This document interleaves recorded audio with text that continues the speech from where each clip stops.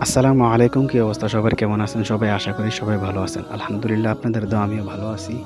আজকে ঈদের দিন সবাই হাসি-খুশি আমরা ঈদগাহের দিকে যাচ্ছি। আমাদের কাছে খুবই ভালো লাগতেছে।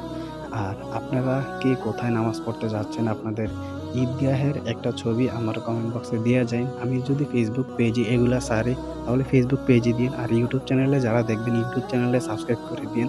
যদি পারেন ঈদগাহের একটা ছবি আমার কমেন্ট বক্সে দিয়েন, আমি একটু দেখব। আর আমরা ঈদের নামাজ পড়ার জন্য ঈদগাহের দিকে চলে আসছি।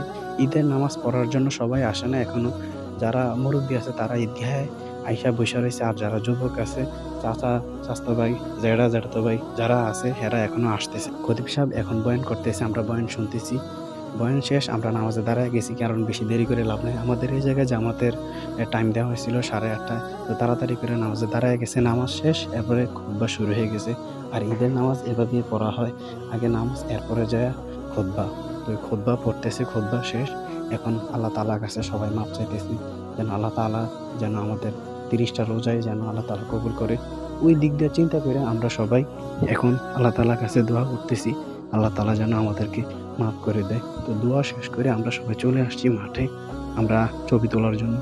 সবাই জানেন ঈদগাহের ঈদের নামাজ শেষ করার পরে সবাই হালকা পাতলা ছবি তোলে। তো আমরাও সেম ছবি-টবি তুইলা এখন বাড়ির দিকে রওনা দিছি। আর আপনাদের সবাইকে জানাই ঈদ মোবারক। আমার ভিডিওটা কেমন হইছে কমেন্ট বক্সে জানাবেন। আসসালামু আলাইকুম।